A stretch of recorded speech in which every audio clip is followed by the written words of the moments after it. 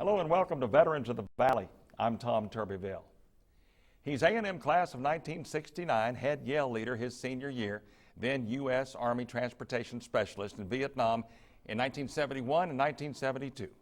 Bill Youngkin is a distinguished attorney in the Brazos Valley, but today he's here not just because of his service as a Vietnam vet, but because he shares my passion for telling stories of the greatest generation. For more than a year now, Bill Youngkin has been writing the stories of Brazos Valley World War II veterans as part of a weekly series appearing each Sunday in the Bryan College Station Eagle, Brazos Valley Heroes. Bill and I share the honored privilege of knowing these brave men and women and hearing their stories firsthand. Bill Youngkin, thanks for being with me. We do share this uncommon passion for giving credit to World War II veterans, but first I want you to talk about your service in Vietnam after you got out of Texas A&M, 71 and 72. What was your job as a transportation specialist? Well, basically I was assigned to the I Corps area, and we were support of the 101st Airborne Division and the 8th of the 4th Artillery. I had all these fire bases up along the Laotian border in DMZ, and my job was basically to keep us going with powder and projectile and whatever else was needed. And they'd bring it as far north as they could, and then I'd make sure I'd lug it around to various fire bases. And so spent my time pretty close to the DMZ. And you did a lot of your work, I believe, at nighttime. It's kind of hard to stay quiet at that time, wasn't it? Well, not a lot of it at nighttime. There were occasional ones at nighttime, right. But it's hard to be quiet when you're traveling down the old trail, so to speak, going from one place to the other. They know when you're coming and they know when you're going, and so that, yeah, it wasn't any way to be quiet when you're doing that, that's for sure. But occasionally we have a night deal, but most of the time it was during the daytime. I know there's a lot of stories from that year in Vietnam, but one story that you told me earlier in particular was Christmas of 1971. Talk about that. Well, it was the first Christmas that I was going to spend away from my family. I grew up in Gilmer, Texas, born and raised there. And Christmas Eve had approached, and I was starting to feel a little low and blue about not being able to be home. And we got word that Bob Hope was going to make an unexpected stop for his USO Christmas tour. And we're going to have it at Camp Eagle, which is the headquarters of the 101st Division there. And so we kind of got to draw straws about who got to go. And off my fire base, I was able to, me and my platoon and I were able to draw the lucky straw, so to speak, and were able to go. And we went over, and they had the stage was basically two trailers pulled together at the base of a hill. And if you're an officer, you had to be at the back. If you're enlisted, you get to be next to the stage. So I was a first lieutenant, so I was very back of the back. And I couldn't see too good, so I pulled my gun truck that we used for these convoys, pulled it up, and I was sitting on the hood. And the show starts about that time, and I'm watching the show. And somebody walks by, and I said, "Howdy, Ag." And I looked down, and it was a classmate of mine that I'd gone to A&M with, named Bill Wilkerson, who was in the band. And I jumped down, and we shake hands, glad hand, and then up comes another, and another, and another. And altogether, there were 6 classmates that showed up there, and 2 other guys who were a class ahead of us. We didn't know anybody was anywhere around. We had not run across each other at all. And so we not only had shared some time together, we got to share it at Christmas time. So what started out to be one of what I thought was going to be one of my worst Christmases ended up being one of my best Christmas memories. And I think that's why service people thought so much of Mr. Hope. And his passing is a loss to the whole country, but particularly to those who served. He lived a wonderful long life. Do you remember much about the show? Oh, I do. Vida Blue was the athlete. Jill St. John was the female star. I fell in love with her then and remained in love with her since. It was just a wonderful thing. He brought home to you that Christmas day, and it was just special. It really was. It was one of the better days I've spent. Best day I spent in Vietnam, I'll tell you that for sure. Indeed. Let's wind it back. 1965, you came from Gilmer, Texas to the big school, Texas A&M. 1965 was a significant year for Texas A&M, your freshman year. Yes, it was. It was the first year that women were openly admitted on the campus. And it was the first year the Corps was not compulsory. I didn't tell you that, so I mean, you didn't know about that so much, but not like I would have known much anyhow coming out of Gilmer. But anyway, that's when I started. And when I started, A&M was pretty much the same place it had been since the 40s. There were about maybe 8,500 students total. But by the time I graduated, there was almost 13,000 students, so almost a 50% increase. So you were here when the boom started. I was here when the boom started, and I had the great privilege of having my president being Earl Rudder, and who is one of the greatest Aggies of all time, and one of the greatest leaders that this university's ever had or ever will have. Indeed. You and I were talking not long ago about things that we have in common. You and I were at the same football game in 1967, I believe, in Lubbock, Texas. I was a student at Texas Tech. You were a student at Texas A&M. That's right. In Lubbock. That was a very famous football game, I think. It was. It was one of the few trips I made to Lubbock that I truly enjoyed. When Ed Hargett scored the winning touchdown with no time left on the clock, it was a special day for us because we went on from there and won every game, and thereafter went to the Cotton Bowl and beat Alabama in the Cotton Bowl. It was truly a great year with a great team, and one will always be remembered. You and I were both in that stadium. You told a story about after the game that a young Aggie freshman was trying to get away with something, and you advised him not to. Well, we had some dates with some young ladies from Texas Tech, and we were going to go back and try to celebrate a little bit more. And we were walking to our vehicle, and of course we had the uniforms on, and here comes this freshman who had one of these Tech bells in his hand, and he was just booking. And there were about 40 guys in red shirts and black pants right behind him, and he sees us and he starts hollering, "Old Army Fight," which was the signal to come help me if you're an Aggie. And he runs over to us, and those guys circle us, and they told us we want our bell back. Apparently, he had stolen one of the handbells that the saddle tramps used during the game for them to ring and stuff. And so I told the freshman, I said, you know, I think that guy really wants his bell. Why don't you go and give it back to him? He said, "Sir, but you think it'd be a good bull if we took it back to A&M?" I said, "Yeah, but I think they really want that bell, so give it back to him." And I know he probably went back and told his fresh fish buddies what a terrible upperclassman I probably was, but because I didn't have the guts to try to bring that bell back. But I thought discretion was a little better decision that day. 1969, your senior year, you're elected head yell leader. That's a very a small club. Head yell leaders at Texas A&M. I know you're proud to be one of them. Well, it is a small club. There are, as far as yell leaders in period total, there's probably not more than 300 in the history of the university. There are about 205, 4 to 5. We lose 3 a year, and we kind of gain 3 a year. So it's a pretty select little club, and one I'm proud to be part of. Talk about what that year, what you remember most about your senior season.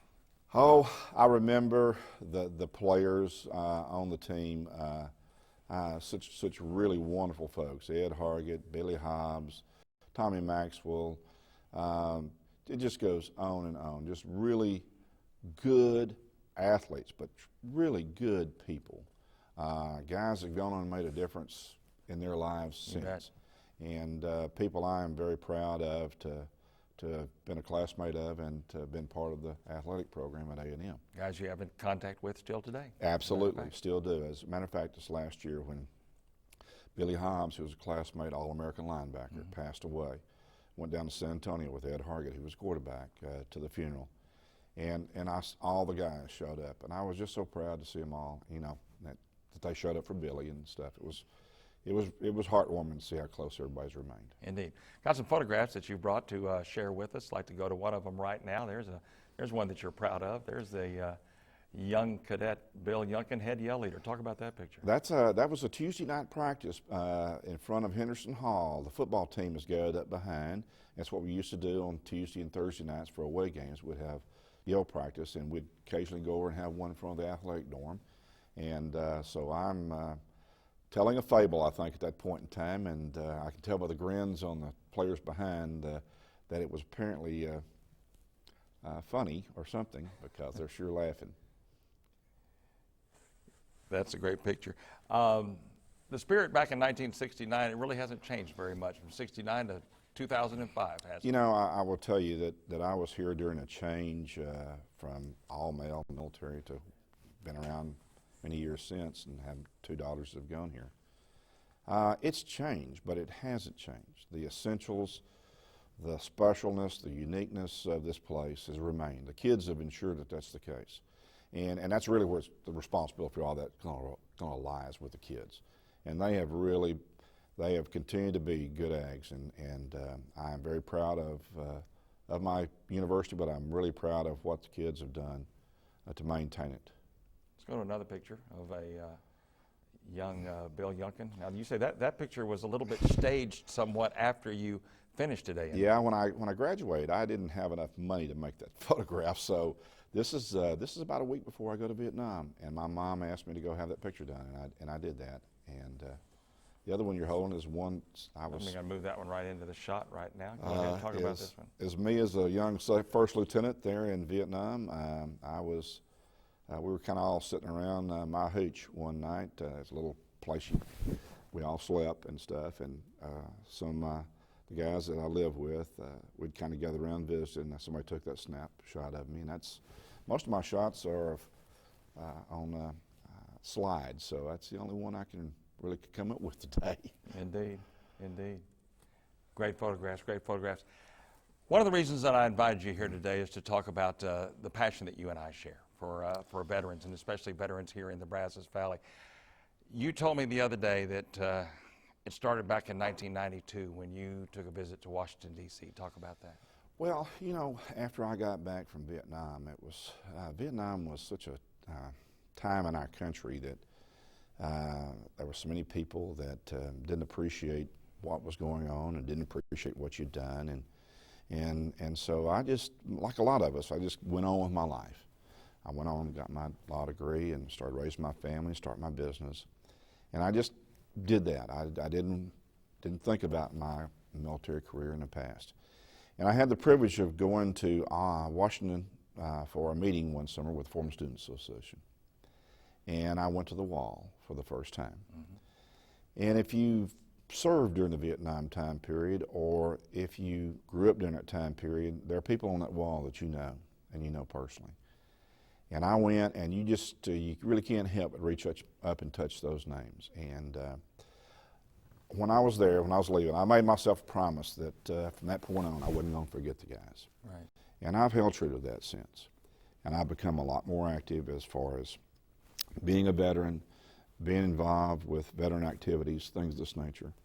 And mainly because I'm really not going to forget those guys. I never will. Right. I know you said that 11 of your classmates from your class of '69, were lost in Vietnam, and I guess you said that's the second most of any class. Is that right? That's correct. And we have a memorial right here, just off the quadrangle, between the Sanders Corps Center and the quadrangle, and all the 11 names are there, and we have 11 crepe myrtle trees parked around the benches there, mm-hmm. and I go by at least on Memorial Day and Veterans Day every year and visit with the guys, if not more often than that. And one of them, we were on R&R together, and we're coming back to Vietnam. He was a Special Forces guy, and I was talking about how much time we had left, and we'd be back to Kyle Field, and we'd see each other then. And he says, "Nah, Bill, I'm not gonna make it." And I said, "Oh, don't tell me that." And 2 weeks later, I got the word that he had been killed.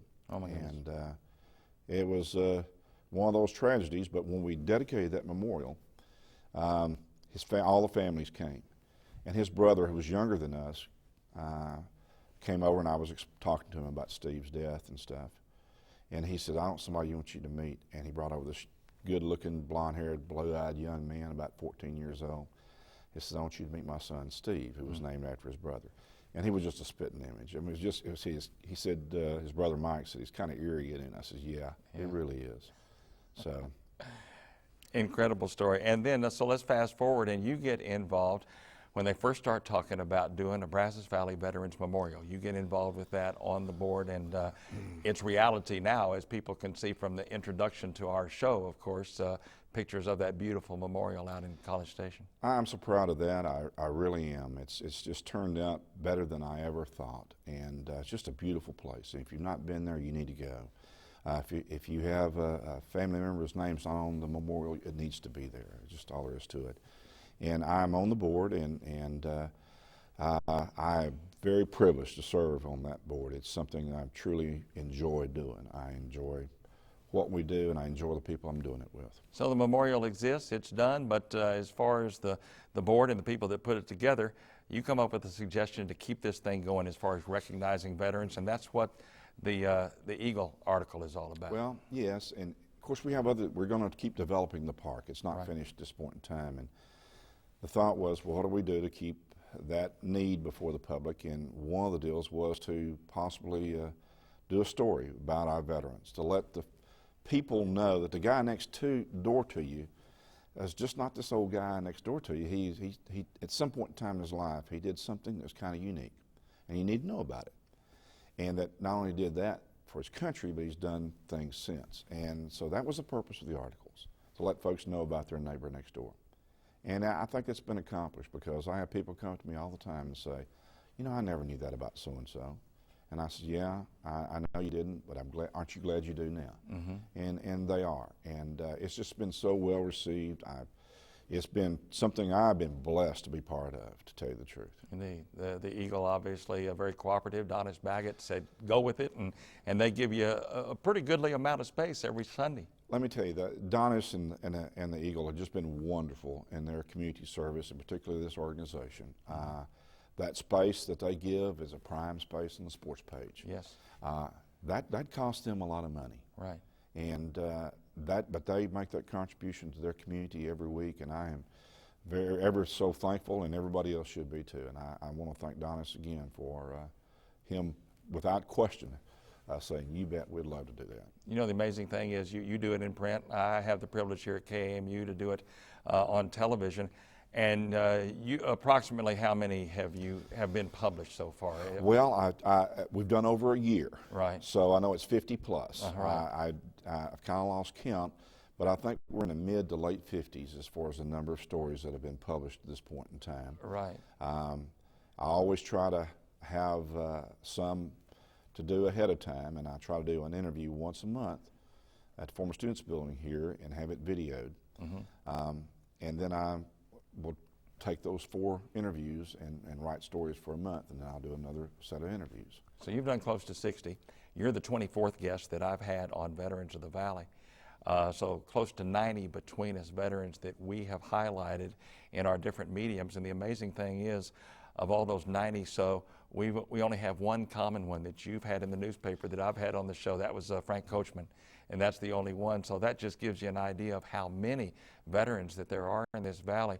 World War II, and of course I expand to Vietnam and Desert Storm and also, but how many veterans and wonderful stories that there are here in the community. And there's still a whole lot more to tell. Oh, there's no question, Tommy. To start with, I had some names of people I knew, but and that was a little bit of reluctance because they didn't know what this was going to turn out to be. But since then, I think that people have recognized that there are people they know that need to have the story told. And I keep now a list of 20 to 30 people. Right. And that's just the World War II guys. We're going to move on at some point in time, obviously, because the World War II guys are not going to be with us forever, but to Korea and Vietnam, as you're doing. But we're trying to do it like that because of the time constraints that we have with some of our folks. And no matter how hard you try to get around to everybody, I've had a couple of interviews I had lined up with people that got sick and then passed away on me. So there's a real sense of urgency about doing that, particularly with the World War II guys. And right. So that's why we're doing them first. Well, I think I've had 15 World War II veterans on the show. I've had 9, I believe, Vietnam veterans and 1 from Desert Storm. But you're right. There is a sense of urgency with the World War II veterans in telling their story because the numbers that we hear are that we're losing them at 1,000 a day. Yeah. And so their stories need to be told. They need to be told the right way, and that means them telling them. And one that's kind of get overlooked a lot of times, the Korean veterans. They're not very far behind the World War II veterans. Right. And so we're going to have to sometime here pretty quick start catching some of those, or we're going to miss those stories. There's a gentleman named Bob Middleton who I'm going to have on the show next week, who's a Korean War veteran, as a matter of fact. One thing that you do and that I do is, and really which is the most pleasurable personally for us in what we're doing, is actually sitting down and hearing these stories. You interview them, for the most part, you interview them 4 at a time. You get together over the former students and interview them 4 at a time. So you're hearing a story and 3 other veterans are hearing the same story. Talk about how that works. You know, I thought that might work as a format because, you know, like when I go to VFW, you can sit around with the guys and kind of have these conversations, and somebody will tell a story and it kind of reminds somebody of something else, and they kind of open up and start talking. So I thought maybe the best way to do that would be with more than one present. And it's a very nice environment, the Ring Library Room, and it's kind of just close in and just the guys, and they really do. I mean, it's been a very good method to do the interviews because everyone is interested in the other stories too. And when you get through, and it's usually about a 3-hour deal by the time you get through with the interviews, and you just shake your head and say, how blessed was I to be here today and to listen to and be part of these lives and those events. It's been such a gratifying experience for me, and I can't wait to do the next set of interviews. And I hope that I do justice to the stories. And I tell folks, all I do is repeat what they've told me. Right. I don't put any spin to it or anything else. I just try to put it in a manageable format, basically, but it's their story. And it's the personal story, too. The first thing we talk about is it's not about the war and where it was fought and when and how and all. We know that. It's about your experiences. What happened to you, who you were with, what you saw, what you heard, what you did. And each one of them is unique, just as all people are unique. And it's been, every story is different from the other because the people are different. And it's just been the most gratifying thing that I've been involved with, and it's been an honor and a privilege for me to get to know these men. The product that you produce is that 2 columns in the newspaper. The product that I produce is this 30 minutes on television under the lights, and that unfortunately might not be the right word, but unfortunately the viewer or the reader, that's all they get to see. Wouldn't it be wonderful if the viewer or the reader could sit down with us in that 2 or that 3 hours that we talk to our subjects? What I do here on Veterans of the Valley, every person that is in that chair, I have gone to their home or to their place of business 2 days before and sat down with a tape recorder, so I don't have to take notes. I could just sit back and talk to them and hear their story. And I will have talked to them for anywhere from an hour to 3 hours.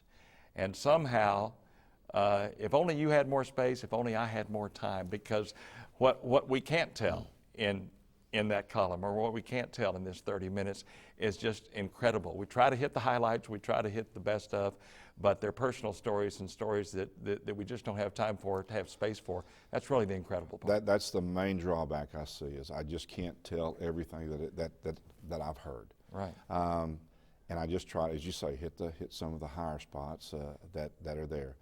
But and some of them, there have been 2 or 3 now that I couldn't put it in one article. I mean, I had to do 2 stories because their stories were so involved.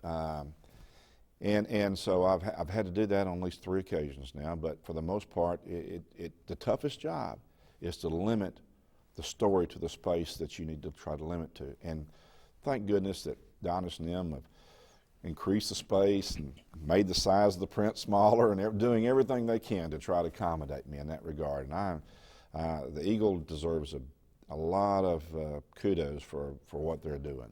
They're doing everything they can to put that article out there. Well, we have a lot of great media in this town. Of course, the Bryan College Station Eagle is one, and KAMU Television is Absolutely. another that gives us the time and the space to do that.